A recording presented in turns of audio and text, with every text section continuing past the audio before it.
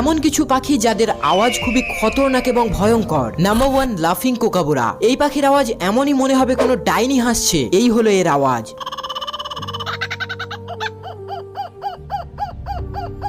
Number 2, loon bird. যদি এই পাখির আওয়াজ রাত্রে কেউ শুনতে পায় তাহলে দেখুন তার অবস্থা কি হবে।